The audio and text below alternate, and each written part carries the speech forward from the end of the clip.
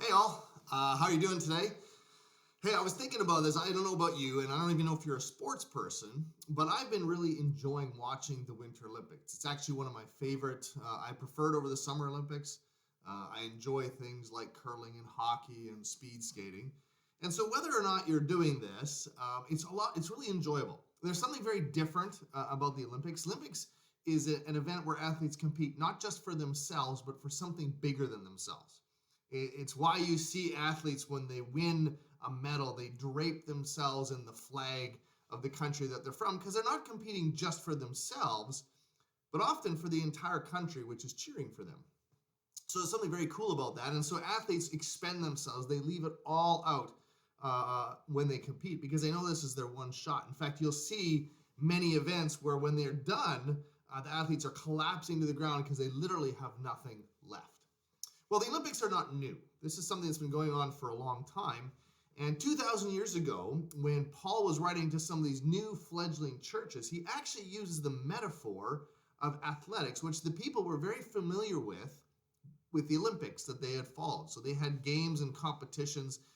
And just like today, athletes were heroes. People followed them. They were the ones that young men wanted to emulate.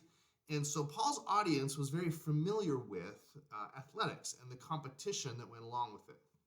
And so when Paul is writing about following Jesus, he uses this as a fantastic metaphor, a picture of what that looks like.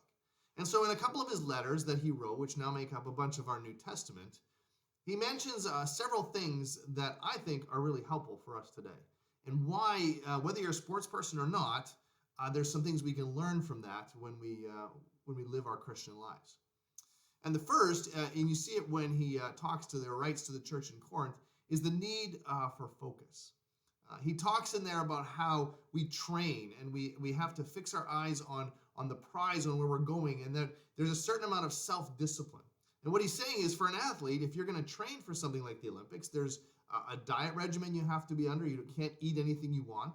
You can't do anything you want. If you talk to most Olympic athletes, they'll tell you that a lot of them spend 6 to 8 hours a day training. There has to be this singular-minded attention to what really, really matters, because just the casual person will never end up there.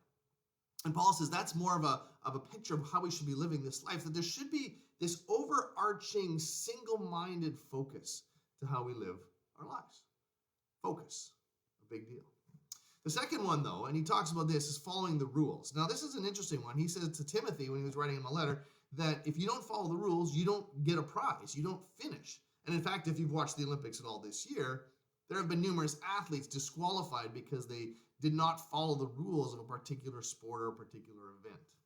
Now, we can get caught up in saying, well, then doesn't that mean that Christianity is all about legalism and following all the rules? No. What Paul's really saying is there is a way of the kingdom, the way that Jesus designed us to live. And that if we're going to follow him, that's how we have to live. We can't just ignore it and hope that we'll end up in the right place.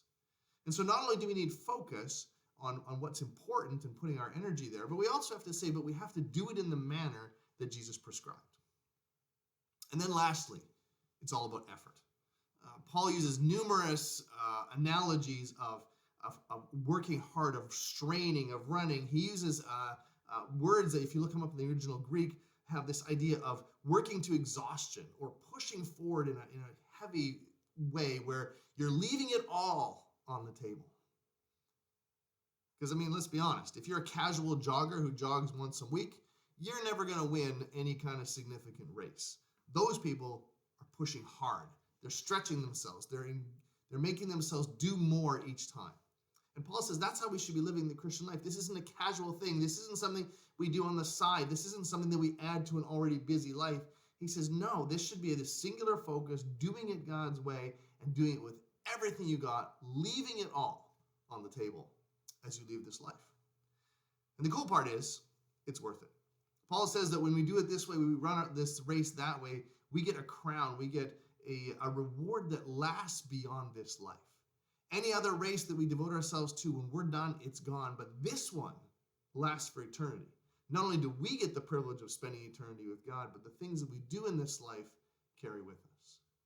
And so I trust today that that's how you'll run your life. That's how you run your race. That's how you pursue Jesus. So just like Paul, at the end of our lives, we can say, I fought the fight, I pressed on, I finished the race. Interesting metaphors. So that we can be told, well done, good and faithful servant. Hey, enjoy this week as you run the race that God has put before you.